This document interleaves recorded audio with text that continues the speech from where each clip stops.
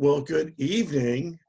Uh, I'm here with Narelle Lynch from Australia.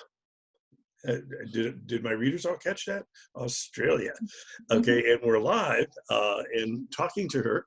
Uh, I'd like for you to first tell my readers all about you and your background and the kind of teaching you're doing right now. So that's how we'll get started. Take it Okay. over. Sure, Sam. Hi, everyone. My name's, sorry, I was a bit dark there for a moment. My name is Narelle and I'm from Australia, and I currently teaching in Melbourne, and I have been a teacher for nearly 20 years now. So I have taken hundreds of students, well, non-readers and writers to readers and writers over the years, and I have been in coaching and learning specialist roles supporting other teachers. And I have provided lectures to university students, pre-service teachers. I also provide professional development to primary schools, secondary schools, and adult education centres. So I've had many principals, educators, academics, members of government in my classroom to observe best practice, and they're always seeing classroom-based evidence and evidence of student growth, which is quite remarkable. So they get excited about that. So, Okay. Oh, well, yeah, a bit and myself. what grade levels are what age child are you working with? I'm working currently with grade 1 twos. Okay. So a lot of my work has been within the early years, but I've also stretched out to, my broader, yeah, beyond that. So yeah, I guess before a bit about myself as well. Before we get started with this interview, I guess I just really want to highlight that teaching is a complex profession. It is really complex, and we can have up to 25 students or more in our classroom, all with very diverse needs. And some present with behavioural challenges, learning difficulties, children with oral language deficits, and I guess we're not teaching to one particular standard, so to speak, and which makes teaching a very complex profession. And if we're going to discuss literacy here today, I just think it's important to highlight those other complexities, and it's not just delivering literacy. Okay. Well, Mm. I think we are birds of a feather here. My my mentor currently is Dr. Tim Rosinski, and he Mhm. believes that teaching is both art and science, and that you have to have, there is an art to teaching that you need to work with.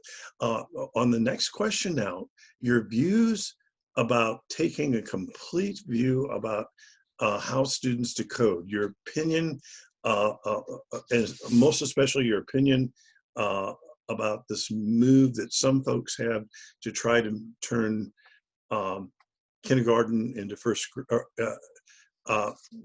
trying to push what used to be taught in first grade into kindergarten and sometimes even into preschool. So just like to hear your thoughts about that.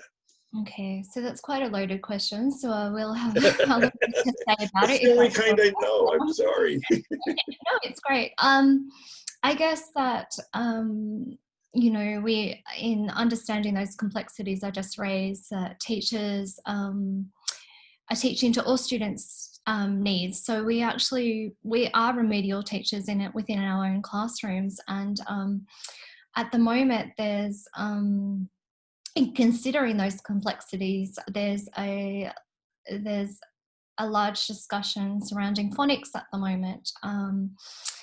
And I guess phonics is not, it is not research evidence because it's a process. And we would have to, people in maths would probably laugh at if research was done to a certain numbers in maths. There are orthographic patterns in any language, and these orthographic patterns are determined by morphology and etymology, and so there can be no debate about the use of phonics. and the importance of phonics in teaching. The debate seems to be a bit around about how it's delivered, and I think in saying that, we need to consider that reading it's not a simple process. If you look at the simple view of reading, it is actually in itself quite complex. And I say time and time again, reading is another way of having an actual conversation. So you need to understand grammar, syntax, schema, and it's all about making meaning of spoken words. So you must know what words mean to understand, and you must be able to understand the squiggles on the page, and that they represent grapheme to phoneme correspondences. So in saying that, anybody can get into arguments about what the most important element is, but the science of reading itself has never said that there's one element in learning to read. Um, so I guess to provide example, it's not the only thing if students don't understand a phonics patterns, if a student doesn't know what a cup is. So you can sound out cup, up, but you need to tell them what it is. And we need to pose this question to our audience today. Why is it that thousands upon thousands of books have pictures? And that's right, it's to depict what's happening in the sentence. We point to the print up and we cross-check with the meaning. So teaching literacy, as Catherine Snow says, is a multifaceted skill, and it changes significantly as it's acquired. So if I was to go to a foreign country and needed to use the bathroom, then the pictures help me get to the bathroom, get to where I need to be at. But I need to highlight, it doesn't mean that I can't learn the orthography of their writing system, and that someone can't move me forward from that stage. And like Catherine Snow said, in that it changes significantly, literacy does that as it is acquired. I mean, a toddler will start holding a book and the right way up and telling a story based on the pictures. But we need to realize that that child is learning at that stage, that reading is about meaning, but it doesn't mean that we cannot take that child forward from that stage. So going back to answering your question a little bit more, I don't believe at all at one moment in hurrying children to read print before attending school, because what it does is it could mean overlooking many other important factors in early learning, such as oral language acquisition, phonemic awareness, and just that love of sharing books. And by sharing books, I don't mean just having to read the print, but sharing the art and the pictures. And I posed another question. Well, why do we get children to illustrate? Yes, it's because art itself tells a story. It's a form of communication, as in reading is another form of communication. Another important element is pointing to the print. When I read this, it is telling me about the picture. So reading, being read to, and oral is part of oral language acquisition, which later supports written expression. If we jump straight to phonics before school, we tend to lose the whole thread of this love of sharing books, and point direction to not in the pot Pam, or Sam pops a pip in the Pam, or Pam is on top, Pam sit on it. I believe we lose a thread of what's important. Okay. So, I want to hit on a couple of things you touched on there. sure. The first idea is the whole idea of cross-checking all the different various cues. And the other is, because many of my readers are teachers themselves. So someday I would just love a chance to come and observe, maybe to actually observe your teaching. And if I was able to do that, what would we see, and what kind of advice would you have for beginning teachers and teachers of the early readers? What kind of things, what kind of activities should they be doing? What do you do that's effective? Give me some success stories, because I know you've got many a success story in your classroom. Okay, so where do I start? In my classroom, you will see that children trying alternative grapheme to phoneme correspondences to get the meaning. So that has been explicitly taught in my classroom. So I'm not lessening the value of explicit teaching of phonics, because that's a thing that happens in my classroom. I guess the most important ongoing discussions schools and myself are having are based on how best to support students with literacy acquisition. So this is happening in schools every day. I really want to say, and I'll get back to your question, but I think that every teacher knows the students in our grades who struggle. I think we are all aware, but what teachers need to have the skills and what teachers need to understand is how to move a child from at their point of need. So not start them at a process of remediation where they possibly were stuck in the first place. So I really think we need to ask ourselves as professionals, who has made this linear process that this letter sound needs to be taught before this letter sound? Who came up with this? Who decides that on is simple code and no is complex? Who decides that on needs to be taught before no? I mean, if your name is Lachlan, why can't he know straight up that A is representing the ot sound in his name? So what is the most important element students need to know? And that's decisions left with professionals.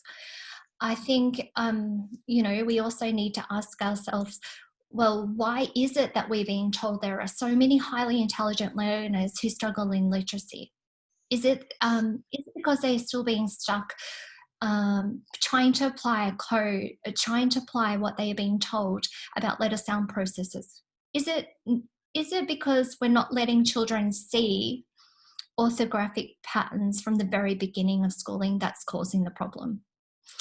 The nonsense that phonics has never been taught in schools. You only have to get, onto Facebook or any social media site, worldwide web teaching site, and see that phonics is being taught, where here is this symbol and this is the sound, has been around for years.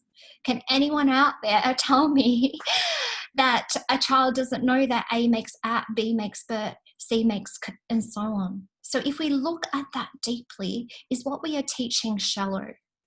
So,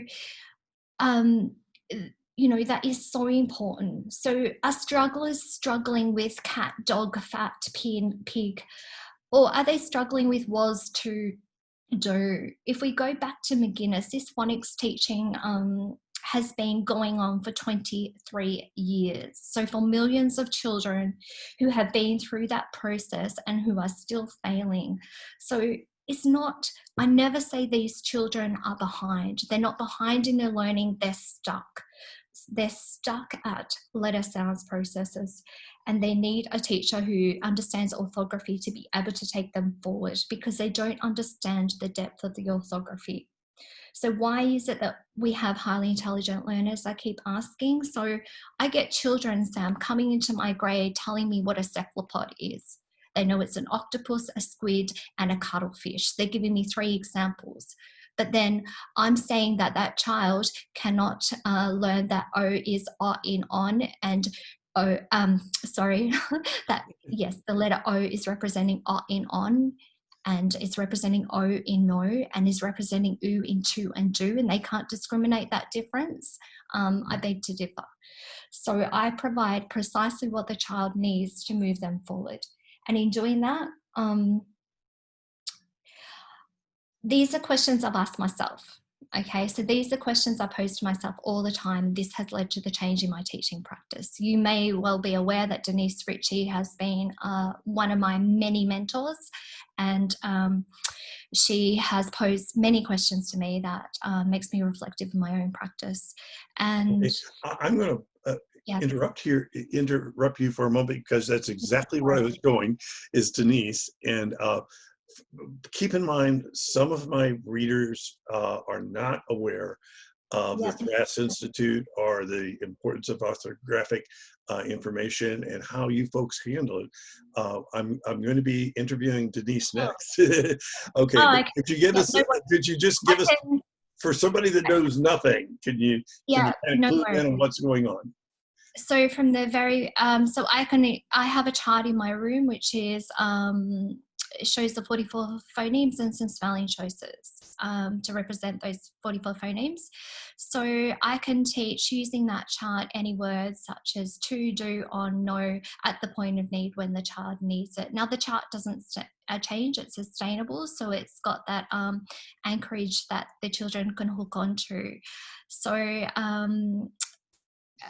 if I have a child in my grade named Charlie, then Charlie has a CH at the start of his name, so he looks after, he knows he's like as in chair on our chart. And then we have Charlotte, who also has a CH at the start of her name, and she looks after the chef. And we have Chloe in our grade who has a CH, who looks after school. We have, so we relate to their names because that's meaningful and in context. So what you've got is you've got an analogy, a reference point.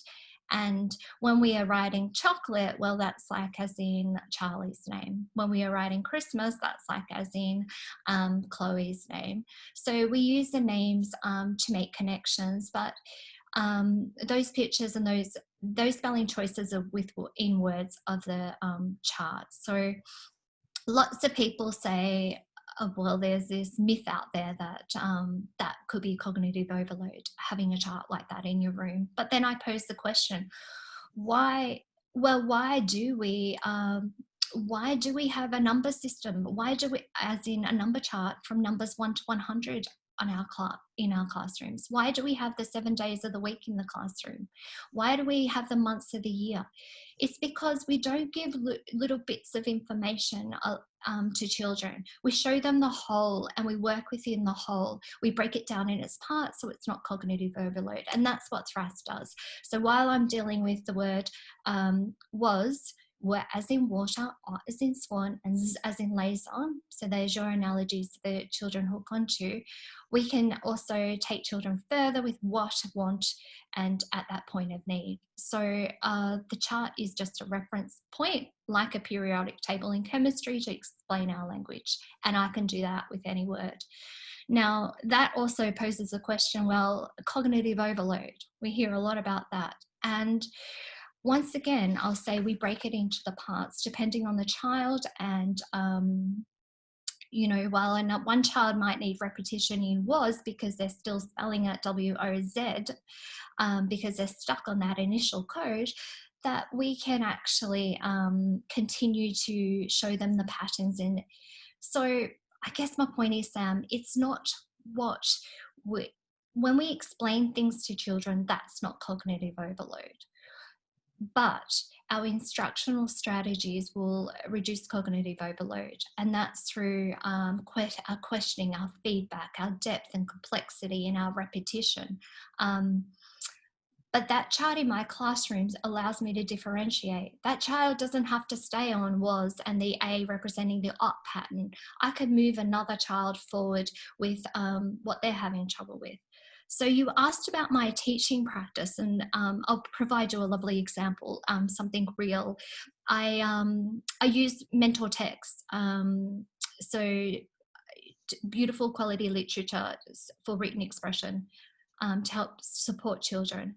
And I choose texts also with repetitive patterns, because repetitive patterns actually builds oral language and how we structure grammatically correct sentences. So I use these books where the children use imitate the story and the structure, the pattern, the rhythm with their own stories. And what they do is they also imitate.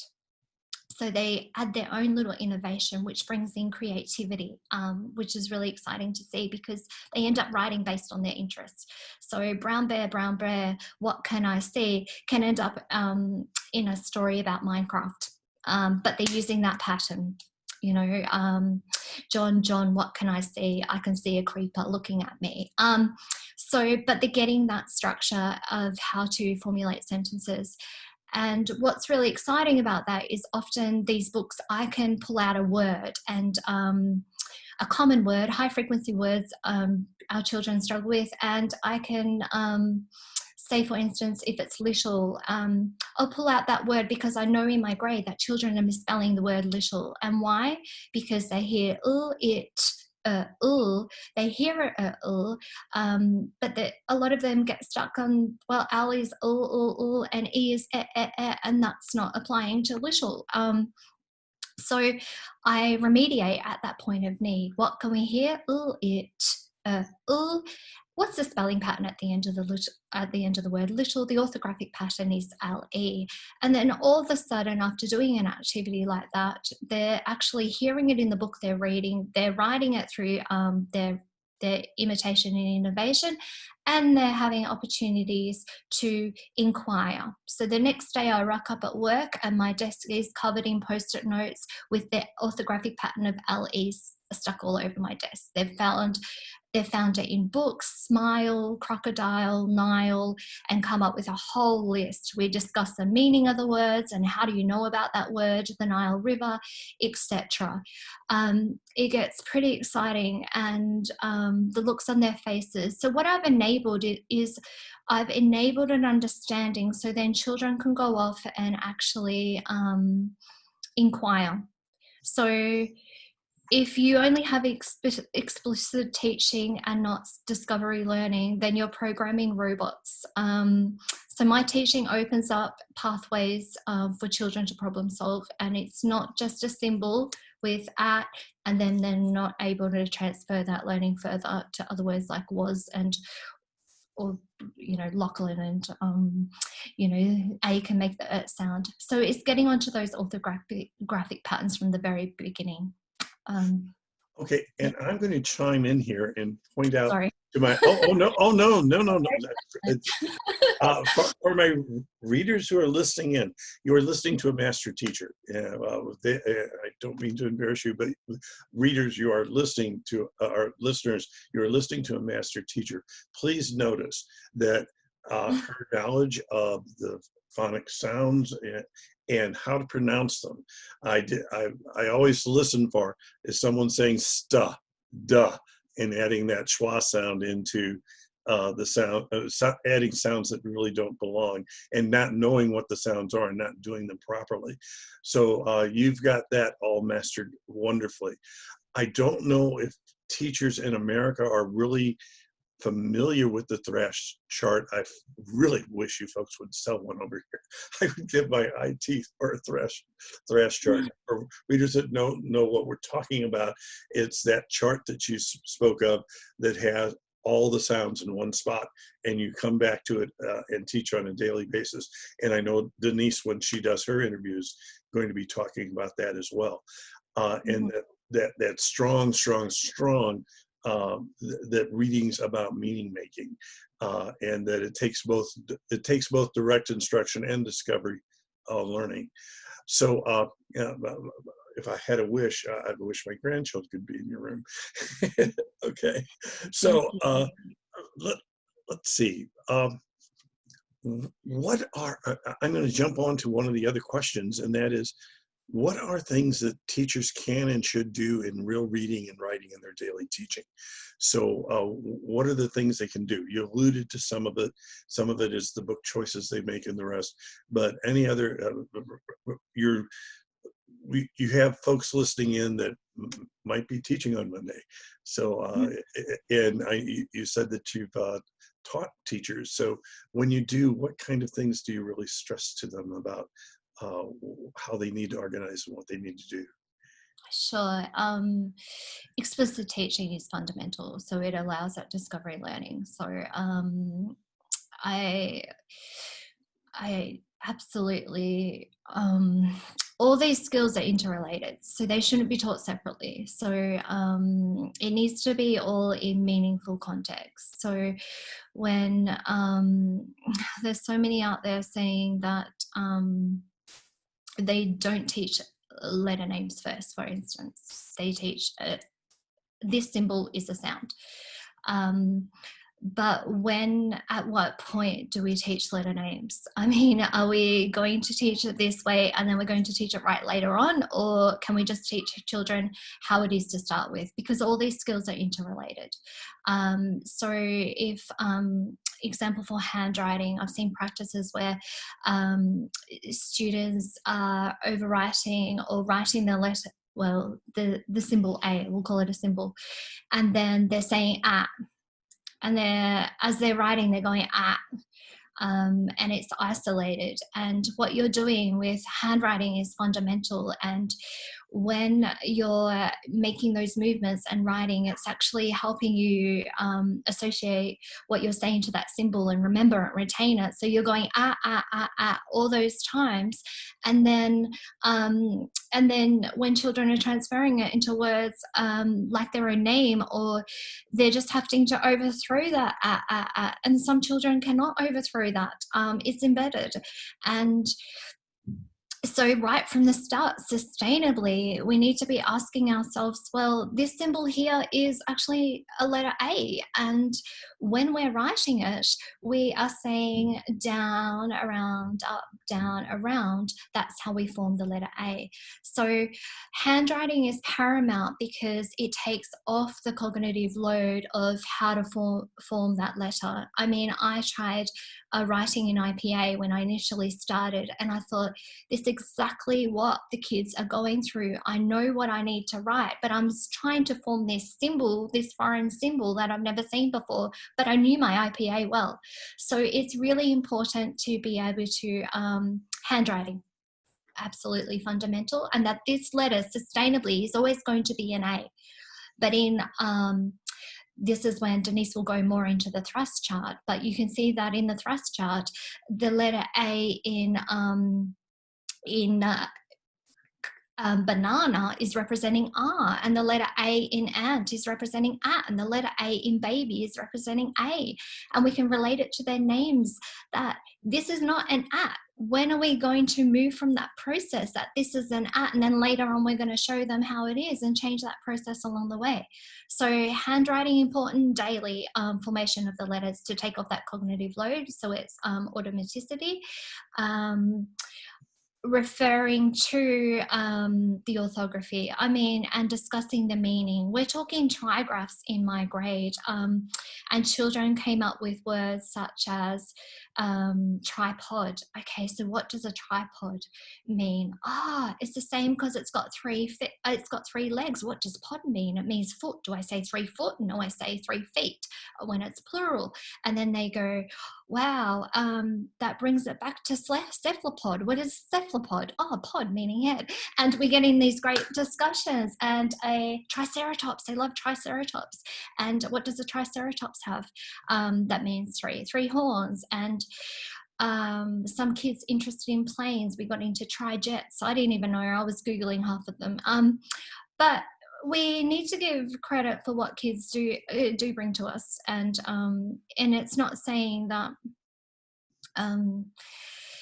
it's just bringing the morphology, the letter names, because then we've got the word tricky, and we see a TRI, but you know, it's making the it sound, and it's no longer, and it's not a prefix.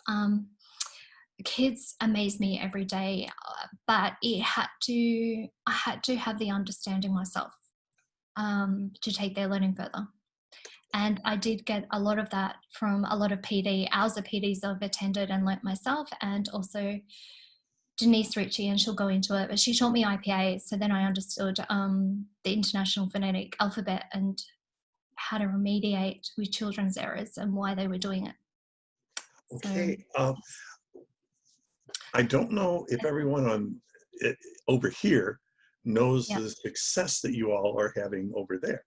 So would you mind bragging on yourselves a bit and tell about both as an individual, because I know just from things you've posted and the rest that you're rather successful, but also the kinds of things that the folks at THRASS have been able to do over the years. So just speak briefly to that. Is there success there? Is there demonstrable, researchable success? Asking a question I think I know the answer to. Yeah, I mean, there are research studies on THRASS, and I have looked into it quite a bit, but I'm on the journey of really, Denise poses questions and I reflect on my teaching, and I know there is research evidence, and I'd probably feel a lot more comfortable if she spoke about that okay. than me. I'm more from Deal. the teaching. Deal. Okay. Yeah, definitely. but I know there is no research studies that this code and this code and this code should be taught in some kind of linear order. There's no research studies on that. And when people talk about systematic phonics, I have a system in my grade. I have a chart which allows me to deliver what I need to the children and the words they're requiring. I can teach cephalopod because there's a PH on the chart, like as in dolphin, and I say in cephalopod it's like in dolphin. I'm not spending lots of time on, this symbol here is so Phoebe wants to understand that she's like dolphin and she's like cephalopod, and it's not cognitive overload because I, as a teacher, provide that repetition for them to understand until they understand. And I think an important point to make, Sam, is that we understand that children all develop at different rates. And knowing that children all develop at different rates, I've still got a child on WAS, but I do have children on other words and needing to remediate there. And that's where my skill as a teacher comes into it. I'm not going to make everyone sit with the word was if they're way past it. I'm not going to fill in worksheets. I call them form fillers. We, in Australia, NAPLAN results are showing that we have issues with grammar and so forth. And sorry, Oops. yeah, sorry, I'm here. So how are we going to establish all that if we're constantly filling out worksheets? I mean, these worksheets have been around for years. Is anyone questioning? Where are we moving forward? Is my question. So Okay. I Well, hope that I think that might be your a good, I think that might just be a great question to end with. yeah. And for readers that aren't aware, Denise, who we've been referring to, is the head of THRASS and the THRASS Institute, and she'll be coming on to interview and tell us about that work. And you are an amazing teacher, and I know that I know you have a Twitter feed. Did I catch that you're now doing a blog or not? Or are you do you have a blog yet, or are you just doing Twitter feeds? I do have a blog which tells a bit more about my journey, and that's pinned to my profile, so you'll be able to check that out there. Okay, well, I certainly want to put the link to that in my remarks about the interview. No worries. Get you a few more followers from over here. No worries. And it's really, in this nutshell, how to explain the complexities of teaching. So that's why I have so many people visit my classroom. But I mean, explicit teaching is so important, and I do teach phonemic awareness. I mean, children do come to me and I'm saying, the word is was, were, no, I'll say what's my word, and they'll say elephant. So they have no idea when they come to me that words are made up of smaller sound units, and so I explicitly teach all that. We spend a lot of time segmenting words and bringing them together, but I'm highly aware that children also come to me just knowing words like to and do without knowing the orthographic pattern, and that is fine. They've somehow learnt the word as a whole as 2 letters. They've just learnt do. And I don't stop them from reading those words at all. So they will actually, sometimes the reading takes off way ahead before I've actually taught the code. And that's okay. But what teaching the orthographic patterns do for children is it makes them connect it to other words. So while they can, I always tell them, okay, I get you can spell the word cousin if I'm talking about cousin, for instance, which has OU and we have an ut sound in there. But I'm able to take those children who can spell cousin on a different journey and link it to double and couple and make all those connections as well. So it's, if children learn to read a word, that's fine. If they've learned it somehow by whole or whatever, that's fine. But I explain the orthography to take their learning further. And I just love that language of taking them on a journey, which is most certainly what you're doing. Okay, so I think we've hit the point where we have our final thoughts here, and as the interviewee, you get the final thoughts. So any last words here? Yeah, and before this is amazing that I'm talking to someone from Australia, and just amazing. And if folks who don't follow you on Twitter and haven't read your blog, you are really a master teacher, no question about that. So thank you so much. And this is new territory for me. And here we are sitting like my gosh, it's just amazing. Okay, but now I'm doing all the talking, so I'd best let you say your goodbyes, and thank you so much. So it's your turn to finish things up here. Well, I want to thank you, Sam. I read your articles and your blogs as well, and learn a lot from them. And yeah, what you say resonates as well. So I want that opportunity this opportunity to say that as well. I also want to thank you for providing a teacher the opportunity to speak and to have a voice. You know, we live it and work it every day, and it's really important that we're contributing to discussion. So I want to thank you for that opportunity. I also, on a final note, really would like to say I just really want to give children credit for knowing what they do know. We're in the 23rd, we're in 2021 now, and the way they adapted to remote learning and the way they get onto technology is phenomenal.